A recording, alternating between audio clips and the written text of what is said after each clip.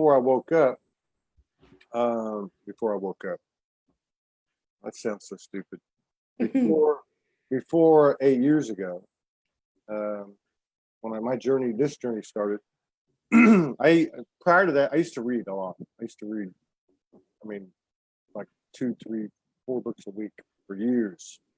And a lot of it was, not a lot of it, but very, very interested in resonating. Now I know why, we're live, by the way. So we're going to just talk a little bit, then we'll roll it out. So, like I read a long time ago, I read Thomas Cahill, How the Irish Saved Civilization, which was about St. Patrick and the role of St. Patrick in the evolution of the Catholic Church. And I'm speaking in reverence to the people, not to the institution, but just the whole story, which is really about the Irish people. And I think prior to that, there was quite a few poets that picked up on over there. And then just the pictures and the stories and the folklore. And, I watch movies like Braveheart, and I'm like, man, I know I was there, I was down there fucking fighting, freeing people. You know what I mean? I mean, it's one of the Black Irish, the potato famine. I'm very familiar with probably going back to maybe like the clans. So, and plus I love Guinness. It's my favorite beer. It's actually my favorite beverage in the entire world. Sorry, Mother Water. No, it's second to Mother Water. And I love Irish whiskey. So Irish Guinness, yeah. Guinness is the bomb, man. It's the bomb. Yeah, one of my friends was here for a couple of days, and she had the pleasure of experiencing Irish Guinness, because apparently there's a huge difference between what the rest of the world tried to replicate. I'm sure. Replicate the Irish. Well, as I understand it, Guinness is the only beer that I would say of any well-known name anyway.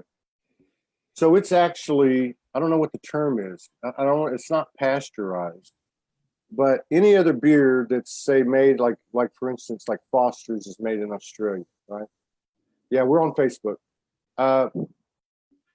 They put it in a can and, put it in a bottle, whatever. Guinness, they do bottle and they do can, but the Guinness they send over in the kegs is made a certain way. And it's, as I understand it, it's only made over there, and I've never drank it. Can you believe? Well, I only drink it on draft. And it's, what is this? This is good. Denise says, share it on your own shit group. Yeah, that's a good one. Oh my God. Is that your group? Own your own shit? I like your that. Shit. That's my group. That's the group I created. Own your shift, man. Yeah. I used to say shit all the time, but then too many people complain. So anytime I want to use the word shit, I use the word shift. Yeah, that's actually what I did as well. Own your shift. Yeah, own your shift, man. So we've got a group of people coming together now. Well, many of them anyway. But in particular, I have a little group under my wing of own your shit. Yeah. People. Yeah, I'm going to start one today called Shift or Get Off the Pot, There you go. You got to shift or get off the pot.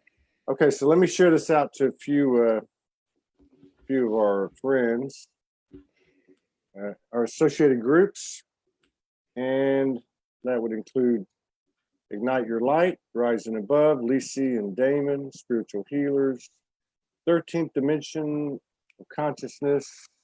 Oh my God, I can't remember her name. Circle of Life, Anna Maria Garcia. The event is happening. Jim McCarthy over there in Glastonbury. The sun will rise in the west. Marcel. 1111 Movement, Jessica Woods. 5D High Vibe Tribe, Sean Christopher, Twin Flame Healing Network. I don't know. Ground Crew United, Infused Lights, Galactic Federation of Light, Lightworker Unification, New Earth Ascending Soul, and a few others that we kind of collaborate with and share energy with. So there we go. We got 45 people in the house. It's a beautiful day in rainy Kauai, and what is it doing over there? It's wrapping up for the day. It was a beautiful day here. What was it doing? Molly buckets. What was it doing the other day? What?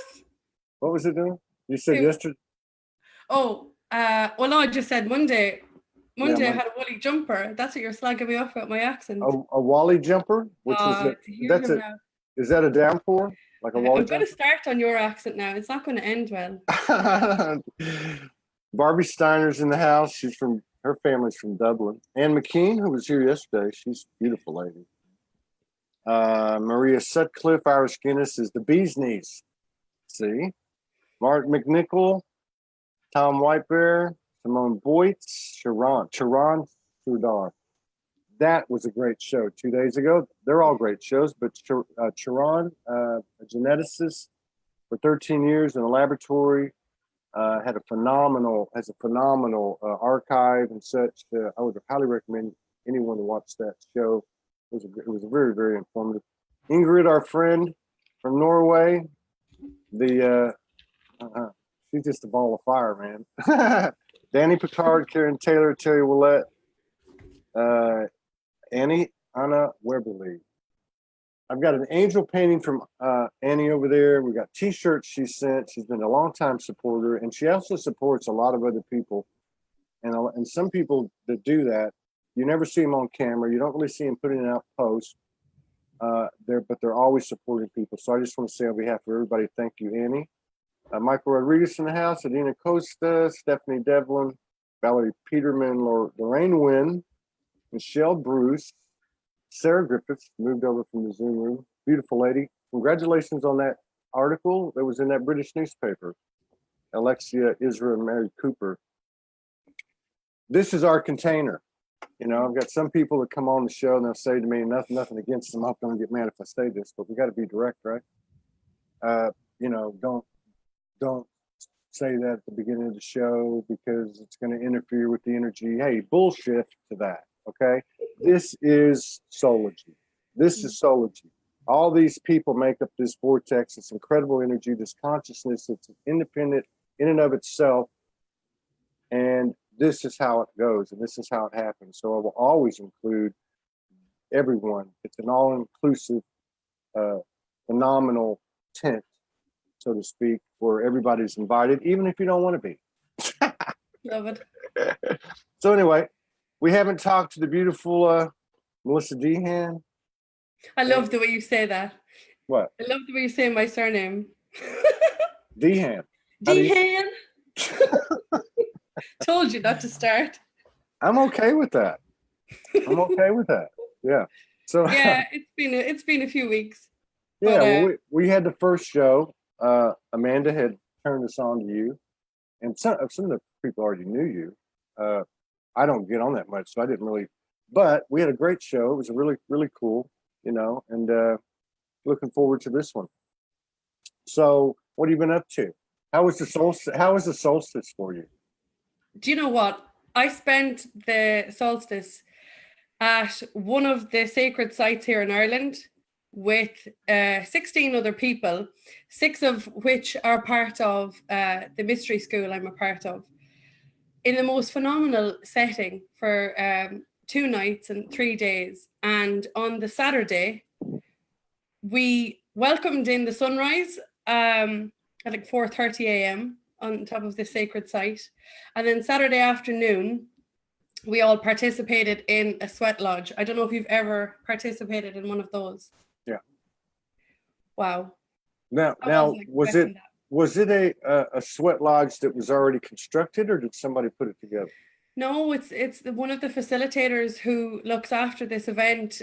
They literally make it from scratch, and even when they take up the earth, yeah, they replace it. It's all handmade from scratch with intention. Yeah, it was just phenomenal, and I really wasn't expecting it. Yeah, so he made, and I'm saying that as a compliment. He made that for the event, right? Yeah. What they do is they have the willow rods, and they make this perfect circle. They completely seal this over then with blankets and heavy material, and they secure it down with just pieces of wood. And I went for the experience, but had no idea the takedown Trippy, man. that I ended up encountering. It's trippy, right? I mean, I never had been to one, and I went to Sedona. The first day I was in Sedona, I got there, spent the night at a hotel, and my friend Artie Lookinghawk, he says, come over to my house, man. We're gonna have a sweat lodge. So I figured, well, this guy built one, you know, like a tent or something. So he lives on a cliff on a mountain. You have to walk in his backyard. You have to go down, I think it was 144 steps that he put in, right? And you're walking down this thing, right? And he's got all these like, you know, like all this spiritual stuff on the steps, like just weird stuff. Not weird, but you know, stuff you wouldn't see. It was like being in another dimension. And you get to the bottom, and he had built by hand, so it's a permanent structure, this big sweat lodge. And I'd heard of it, but I'd never been to one. And you know, they had like the big fire in the middle, and you know, and they close everything up, and they throw water on it. Did they do that when you did it? No, like no. This actually looked like a dome tent, and I don't even know how we all fit into it. We all went in like in a clockwise direction, found our positions. You basically had enough room for your butt to touch the ground and your feet out, and your feet were like so close to the actual fire. But what the fire was stones, rocks, huge rocks, heated. Yeah. And so what was brought into the actual dome and set in place was 7 rocks. In 4 stages. Yeah. With the whole thing sealed up, so it's completely black inside. Yeah. The heat was outrageous. Yeah. And I had a feeling, you know, what was coming, and that for me was me going toe to toe with my mind. Now, yeah. I've been doing huge work on myself, and taking great pride in, you know, the shift that I've been going through, the boundaries I've been resetting, the pieces or aspects of me and my energy that I've been reclaiming back over the last number of months in particular. But I wasn't expecting this, because I've finally gotten to a place where I'd done so much work on, say, with triggers, shadow work, that I had finally gotten to a place where it was really going to be my heart going toe to toe with my mind, which my mind was not going to go down without a fight. I knew it, because my mind is the resilient part of me that's taken me to this point. So I never saw this coming. The whole theme of the event was around the heart. And the work for me actually began on the Thursday night before we even went to the event. I had one of my beautiful friends home from the UK with me, and we started to talk. And the amount of healing that's in conversations, people having the keys to your healing or you having the keys to theirs by simple conversations. And I had the realization on the Thursday that as much power that I was emitting in resetting boundaries, owning my shift, whatever way you want to put it, I was keeping all of the bullshit out. I wasn't settling for or tolerating anything less than what I knew I deserved. That goes with people, places, situations, things. I was saying yes to myself and no to anything that compromised my inner peace, basically. The thing was, I didn't realize that I was keeping out with the same momentum, all of the good stuff coming in. We're so focused at these times in redefining ourselves, letting aspects of ourselves fall away, fall to the floor that don't serve us. It was like, for me personally, I'd forgotten that the love I am was also trying to make its way to me. And so I was holding all of it out. I was holding everyone and everything outside of me. So my intention going in there was to clear any obstacles or any blockages in receiving the love that I am, which is in the shape and form of abundance, physical love, health, happiness, you name it. I was so busy chasing down the shadows that I forgot that I was the light. Go figure. Well, that sounds like the journey or the dance of the soul and the ego.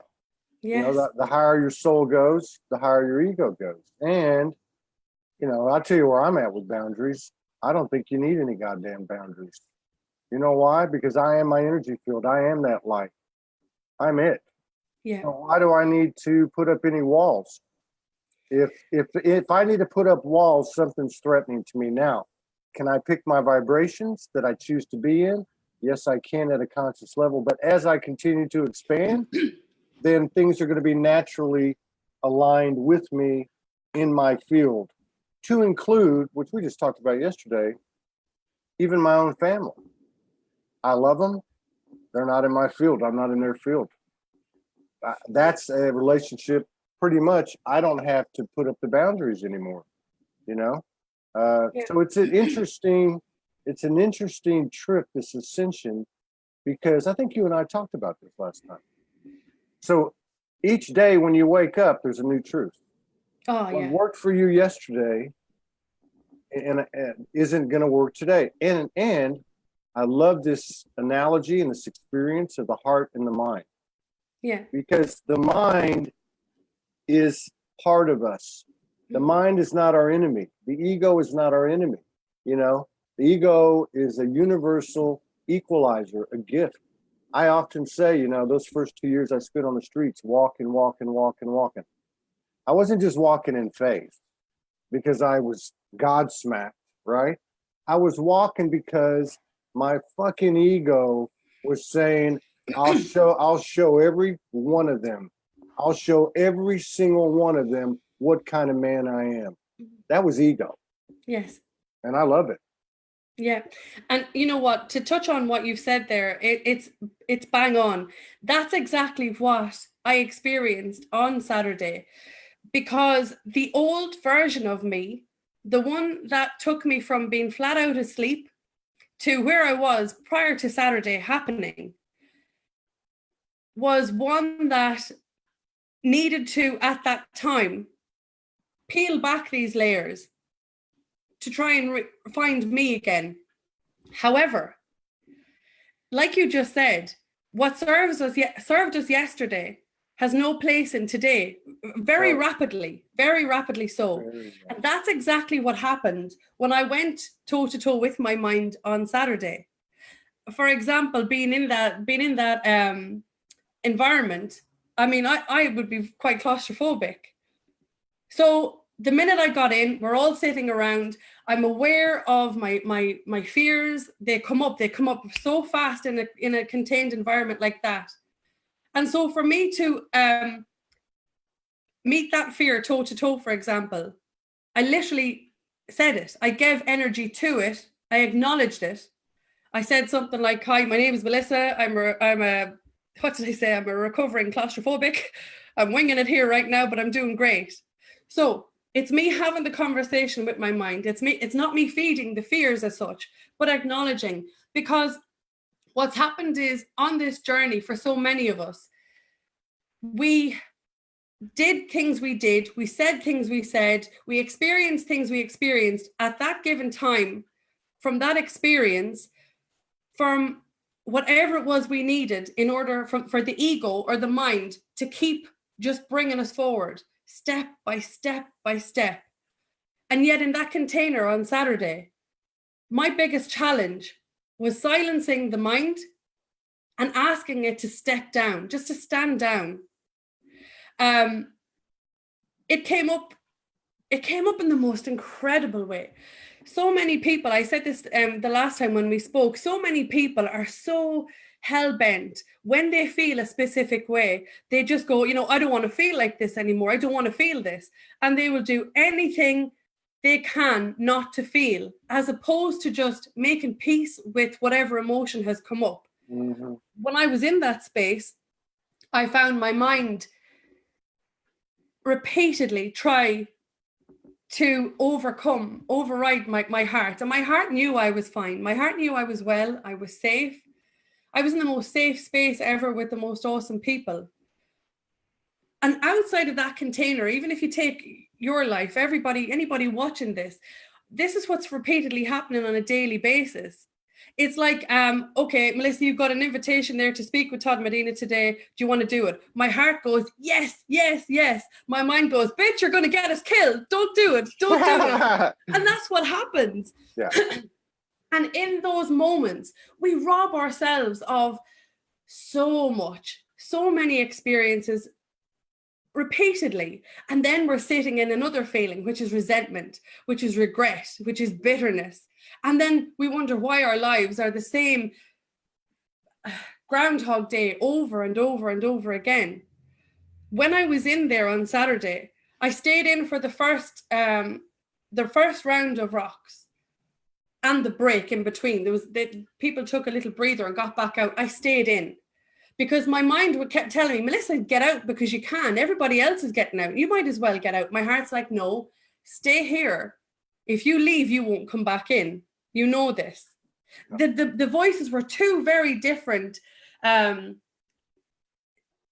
receiving, but very, very clear. I stayed in for the second bout and the break. I stayed in for the third one and the break. And everybody kept jumping in and out in between. I listened to whatever it was my heart told me to do, no matter what it was, no matter what it looked like. Get to the ground, put your face on the grass. No, it didn't matter what it was. But the most mind-blowing thing for me was the very end, when I literally asked myself, what do we need to do now? Now, the space in between the first and the fourth or the third was chaos. I mean, it was really, really hard. Everything acted up on me. I mean, everything. And just before the fourth set of stones were brought in, I literally asked, what do you need now? And I heard very clearly, we need to leave now. And then my mind switched up, going from saying, you need to get out, you need to get out, everybody else is getting out, to no, you need to stay. You're weak. You're not strong if you get out now. I can't believe you're quitting on yourself. I can't believe you're doing this, that, and the other. And my heart just basically went, sometimes the greatest act of love is to remove yourself from a situation that you no longer need to be in. That's how I dragged my ass out of there. I collapsed outside. So that's. But I felt so free. Yeah. Oh, there. You know, I didn't get to stay for the full thing. It was 4 parts too, because the person I was with, who was driving, couldn't handle it. So freaked the F out, you know. But I got enough of it because Artie explained it all to me.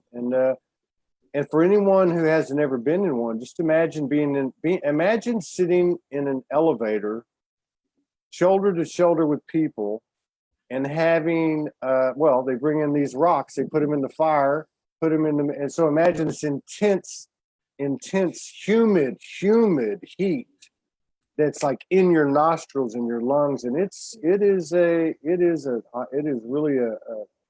soul expanding experience. Yeah. So here's another twist, right? I love what you're saying about the mind. You know, I mean, all this talk, all we hear every freaking day. You know, every day we're hearing this, and I'm not throwing rocks at anybody because I've done it. But what served us? Who served us yesterday to get to this point isn't necessarily going to serve us to get to the next point. But guess what's going to still be there? The mind. Yeah. You know, how about this one? So Melissa, we'll use you as an example. No, that's not fair. We'll use me as an example. So Todd walks the streets for 2 years. Yeah, he was I am soul, but he was I am ego. I'm going to show my family I came back for nothing. I'm going to show them that I'm not what they say I am. I'm going to show the world who I am. And so Todd finally makes it off the streets in 2 years and ends up having a roof over his head and starts writing more. And you know, so what I'm saying is we get this shift, we get this elevation, and the mind who was saying, oh, you can't do that. Oh, you're not worthy. Then it spins, it flips, and it says, oh my, you're really smart. You're really, really sharp. You're really something, aren't you? You know, yeah. Wow. You know, and then that ego starts to come out. And I see it every day. I see it every day in the work I do in the form of agenda. Okay. in the form of what I would say is disingenuous or unauthentic behavior. You know, so you hear one thing, one thing said, but you're hearing another. You know what I mean? So it's an interesting mix, and we're all susceptible to it, every single one of us. And if you don't think you are, then by God, there's a big ocean right outside the door here. Go walk on the water. Yeah. Because I see some of that too, and I see it not being as effective as it used to be. Yogi, guru, we've left that behind. This is the time where it is the I am soul, where it is the stories of the Sarah Griffiths and the Melissa Deehan. But it's just in the story. It's just in the presence. It's just in the energy that you carry. It's in the story of the sweat lodge. Yeah. That's the wisdom. That's the sacred book. That's the new good book. That's the code. That's the new template, the new blueprint that we're leaving for those that come after us. Yeah. I mean, I got to experience firsthand the absolute alchemy that happens when you have mind-heart coherence, which to experience this human trip, your mind is going to always be there. Your heart is always going to be there. When we spend so much time fighting against our mind and not listening to our heart, that's where the chaos is. But if you can get to a place where you can bring both into coherence, where your mind is serving you, not trying to dismantle you. Yeah. That for me is key, but it's a very, very, very challenging place to get to. Yes, it is. It is. And I think a big part of that is because we have been conditioned from an external standpoint. You know, I mean, this isn't a new, spirit science isn't new. I mean, every single thing you look at from 2,000, 5,000 years ago, go within, go within. Now, maybe they didn't explain it too well. Go within, Yeah. go within, but pray to God. You know, pray to the external. But so much of our reinforcement, our illusionary reinforcement came from the external, particularly from people. So getting back to the boundaries thing, right? Because I've thought a lot about this. So why do I need boundaries? If everything I'm looking at is me, well, if everything I'm looking at is me, I shouldn't need any boundaries. There's nothing that can hurt me, right? But then I have, and I can see, just as you can see it and you're damn proud of it and you should be. You can see the expansion of your light. You can see Todd, you can see Melissa. I can see Todd, you can see Melissa expanding. And what happens? We get confused. We think we have to say, stop, don't come near me, get away from me, which is separation, period. But what happens when people come at you who want to align with your light and they have an agenda, they have a scheme, they have a motive, okay, which is obvious because telepathy is becoming stronger and stronger and stronger. So what do? You call them out? Or do you say, talk to you later? I mean, it's a really fine line. And you're right. You're right. How do you make that conversion to this internal dialogue? Because you're right. If you can get that alignment, that stuff shouldn't even be coming at you, you know? Because it's coming at me because something in me is not quite, you know, which is that catch-22 vicious cycle. Because you go, oh, well, that person this and this person that. Well, why is that person coming at me trying to utilize my light and for their own purposes? You know, I don't know. I love this. 100% I agree with what you're saying. It's very transparent now, like ridiculously so. Having the realization that you don't even need boundaries, first of all, after coming from a place where, for me personally, it would have felt like I was incapable of setting them. People took the piss with me all the time, and I allowed it because my state of being back then understood that in order to be loved and what love looked like was at the hands of people who completely took the piss with me, like I said, disrespected me. I allowed it. I didn't know any better. I know now. Okay, so to answer your question, if the boundaries are down, if you're looking outside of you and everything that's outside of you is you, then when this shit comes at you, from me, this is my perspective now, take it if it resonates and drop it if it doesn't. But for me, if there's anything outside of me now that I don't want to be experiencing, I turn in. And I know that's probably a very simple answer, but it has to be, because if it's distorted outside, it means it's distorted inside. So it's never, and this is ridiculously hard. So for anybody out there who thinks, oh, I could do this, it's a test over and over and over, moment by moment, every day. But I saw this firsthand last week, where an old story decided to pop back into my, how would you say, my movie. Mm-hmm. A big piece of me was like, you've got to be kidding me. How in the hell am I here again? I gave my attention, my energy, my presence to this in the lane beside me. And as I did so, all of my energy went over there.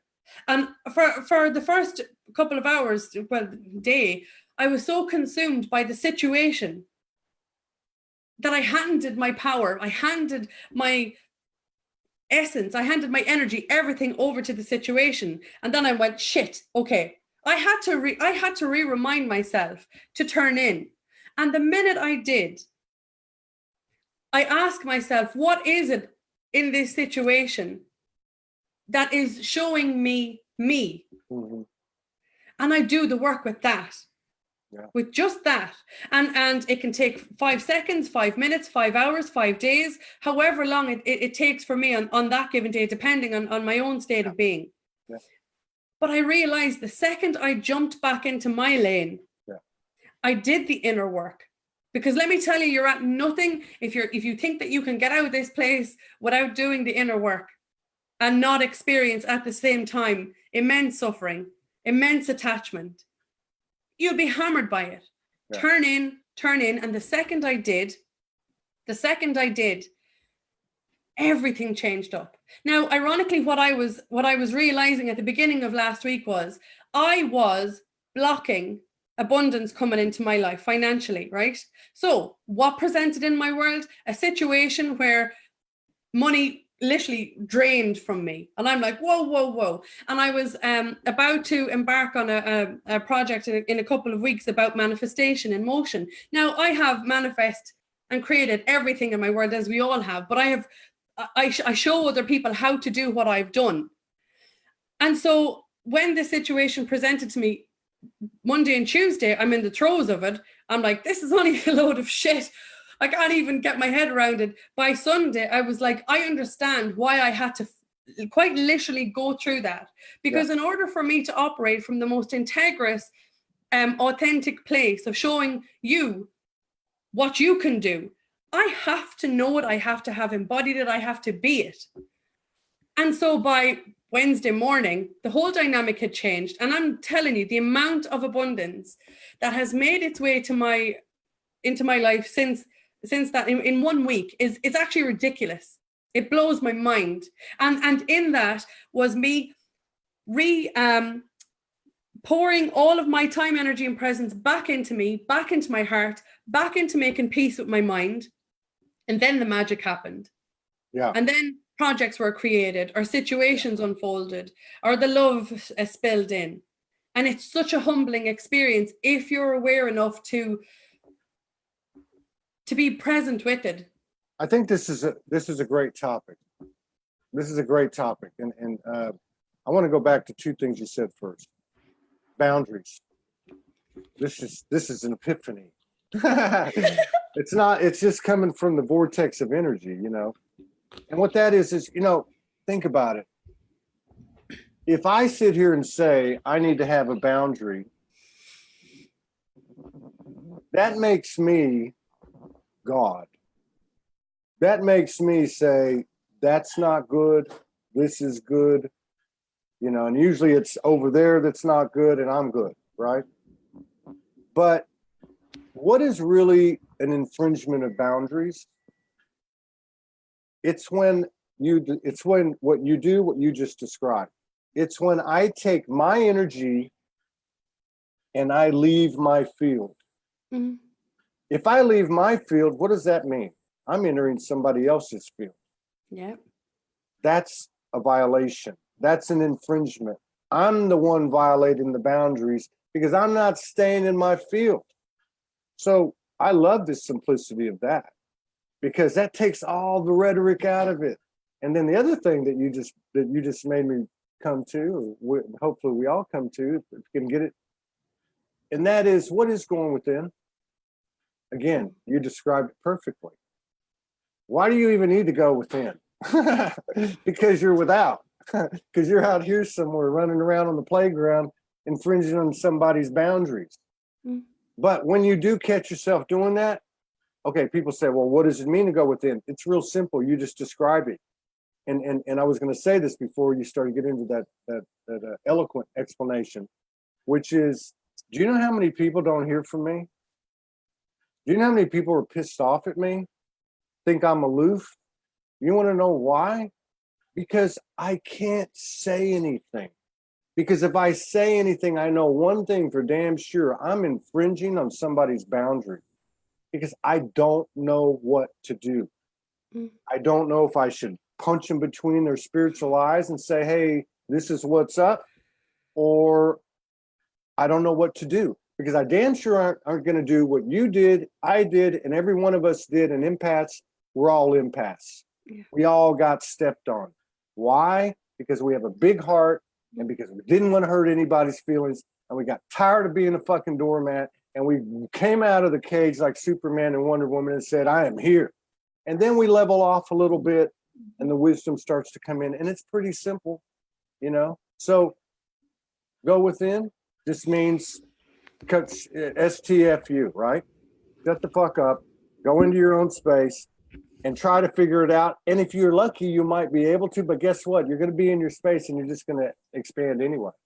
The barometer, I was going to say, the barometer for me, when I know that I need to do that, to stand down and silence the mind and the mouth, is how I'm feeling in that while I'm going to call it lane jumping, if I'm in there, am I honoring myself?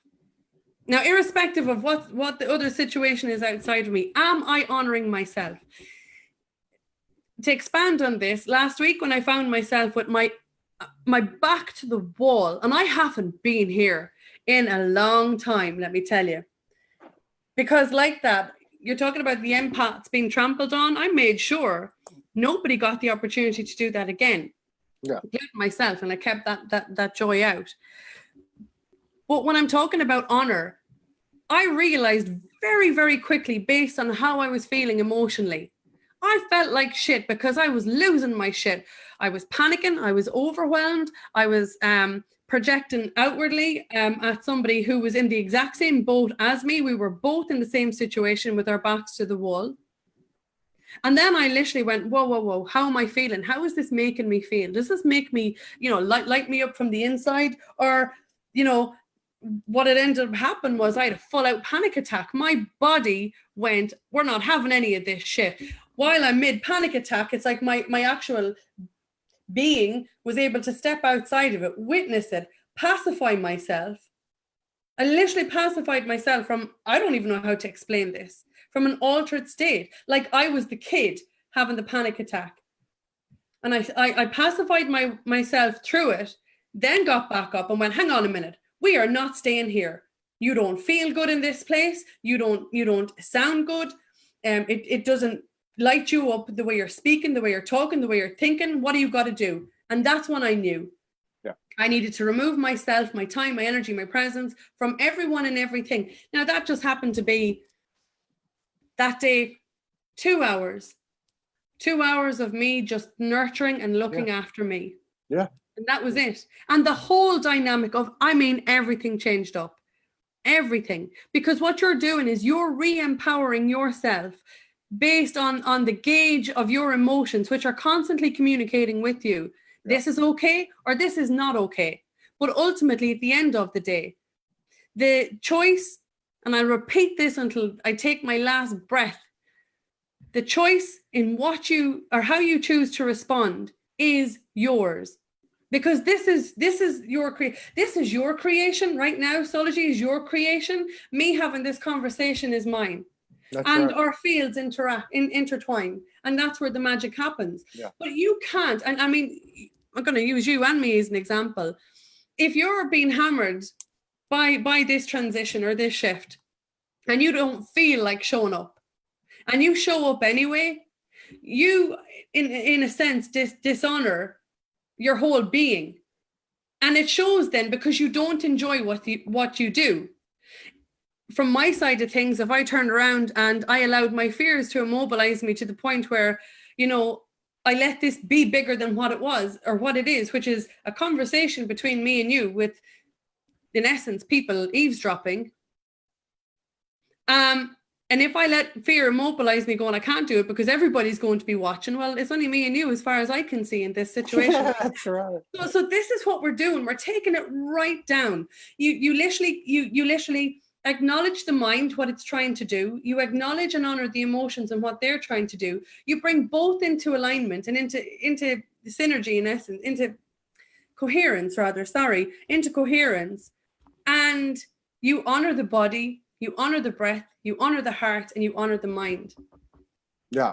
That's what I did. This is Zachariah Crawl, Jenny Smith, who's always putting up quotes, beautiful quotes. This one's from the show yesterday. This was the second show after Charon was on, the geneticist. He said, instead of trying to fix or run from thoughts, face and feel feelings that arise, then they will start to transform simply from your presence and courage to open, face, and feel them. This is the same thing the geneticist was talking about. And what I was going to say about your experience with the old Luke coming around. Now, this goes back about 10 days. I think it was say 5 days pre solstice. Now, the same thing happened here. All right. And I didn't know it. But it was happening everywhere. So we've been going along, and everybody knows that the Soulogy journey, it's been, you know, hand to mouth existence the entire time. We had a little bit of stability for the first time ever. Certainly not still a hand to mouth kind of thing, but things really, really dried up. I mean, really, really dried up, big time. And I was watching my field, and I was listening to the universe, and the universe was saying, hold.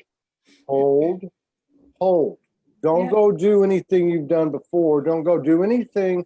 Don't go start a subscription for Soulogy. Don't go do an event and charge money. Don't do any of this stuff, right? Just hold. I'm not thinking I'm gonna go down and wait tables. No, just hold. You keep doing what you're supposed to do.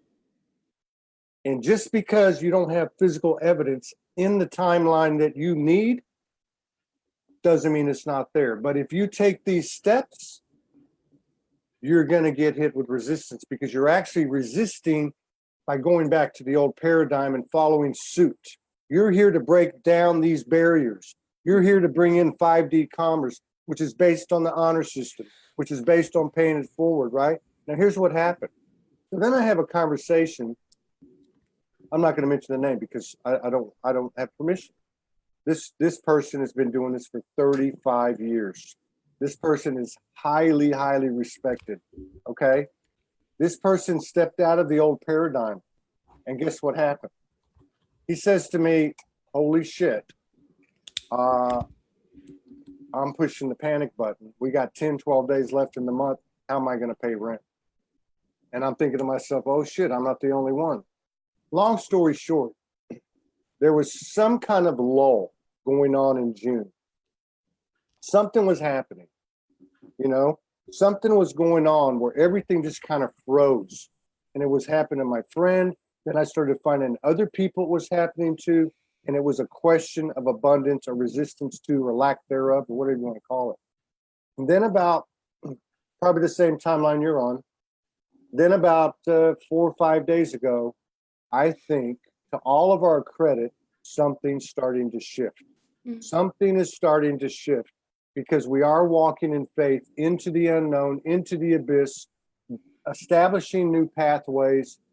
And I think this is what's happening. And I think it's a very good sign for us, all of us, because I believe we've underestimated the amount of work we've done, what we've done, who we are, and what we're a part of. And I think the universe has had enough of that shift, is reminding us of it now. And I think we're walking, bathing, swimming in abundance, showering in abundance now. I really do. You said something a couple of minutes ago that just changes up everything.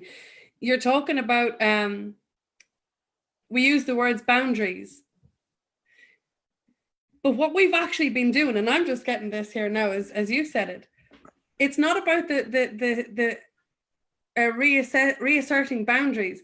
What we're doing is we're smashing through the barriers. Yeah.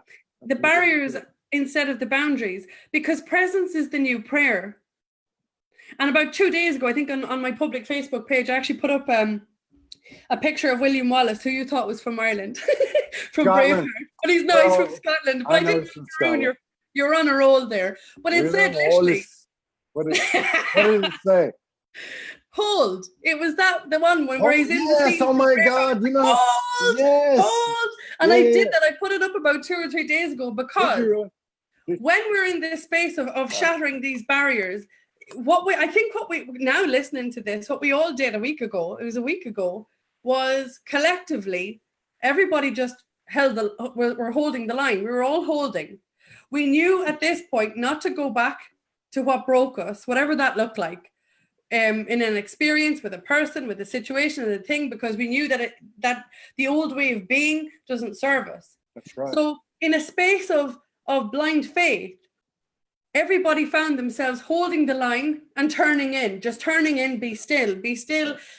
It's those words again, be still and know that I am God. And I'm not talking about in the religious context, because I know that's a great peace, be still and know that I am soul. Be still and know that I am God.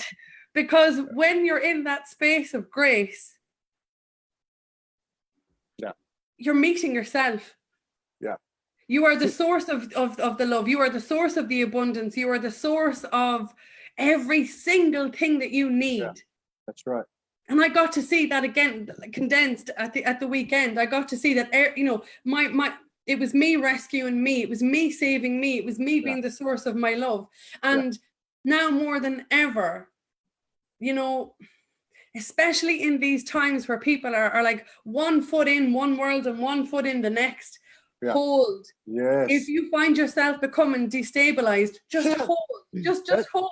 You might be a bit like this, but it's okay, because you've got the support around you. That movie scene that you're talking about, and that's one of my top 3 movies of all time. But that movie scene when the horses are coming and they got the poles and I actually picture that over the last probably 6 weeks so many times.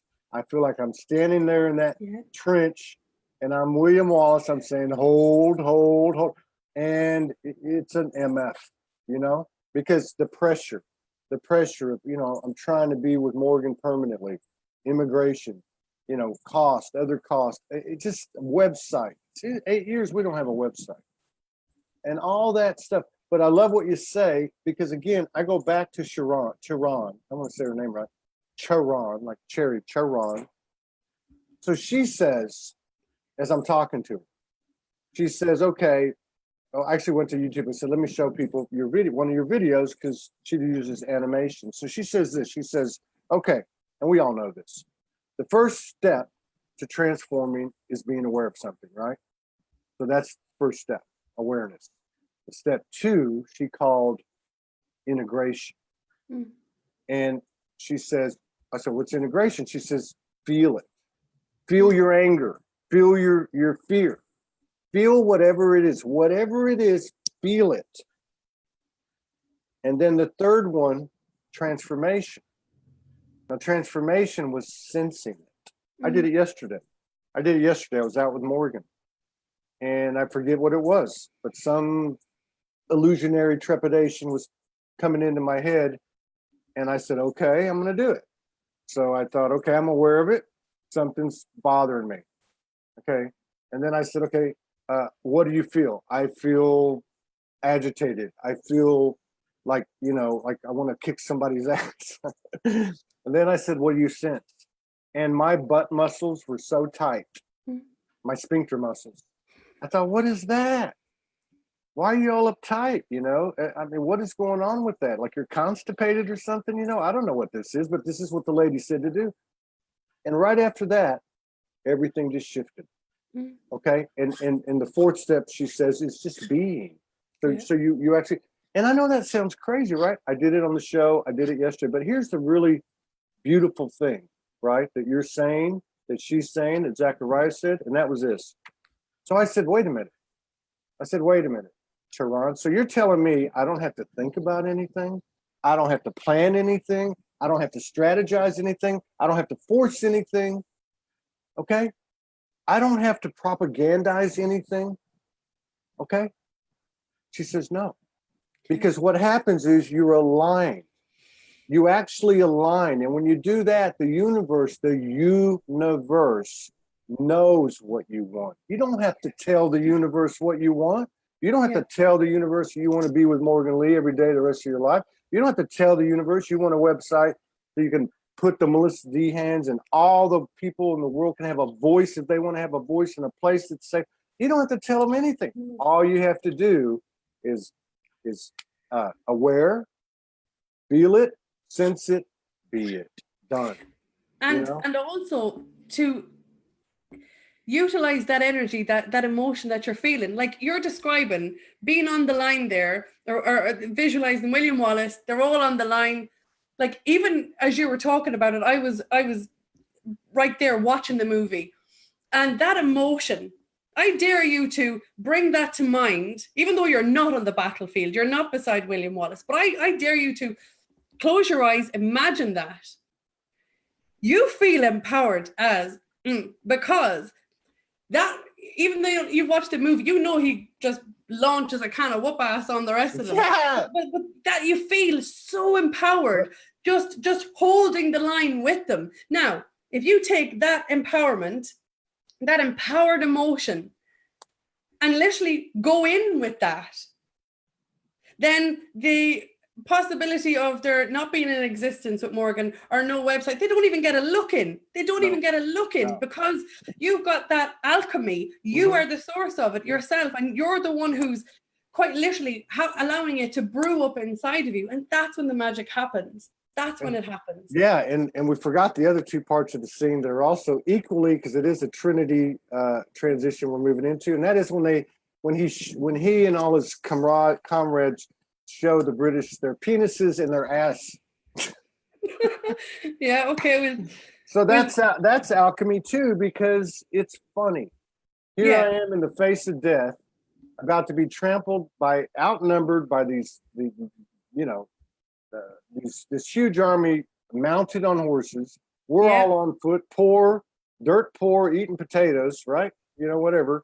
And I can show the world your bare ass.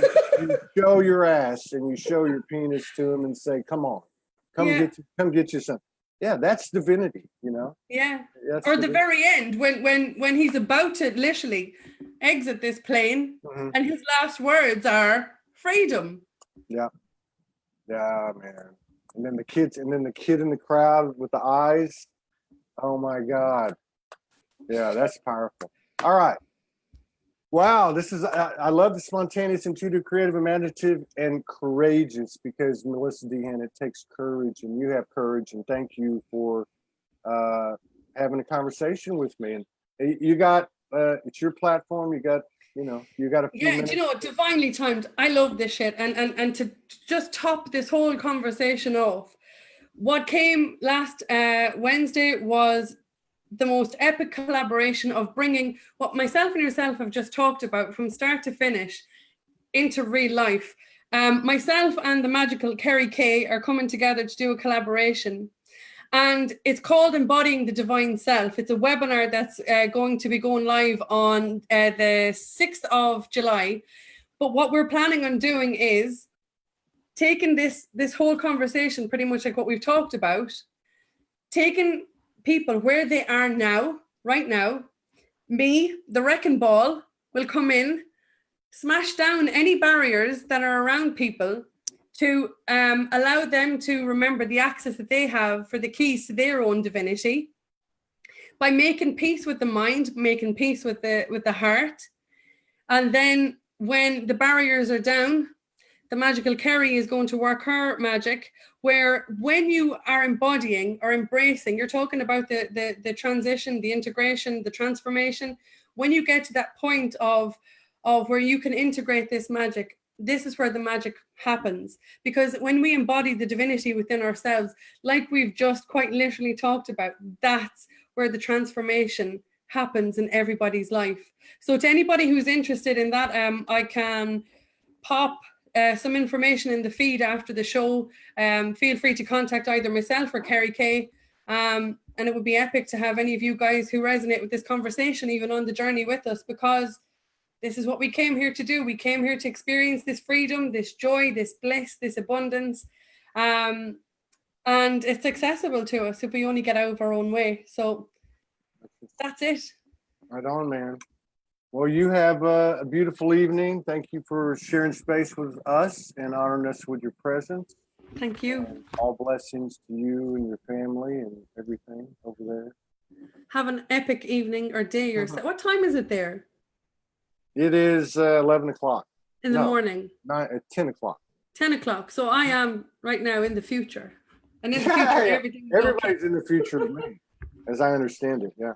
You take care. Thank you so much. All right. Bye. Bye-bye.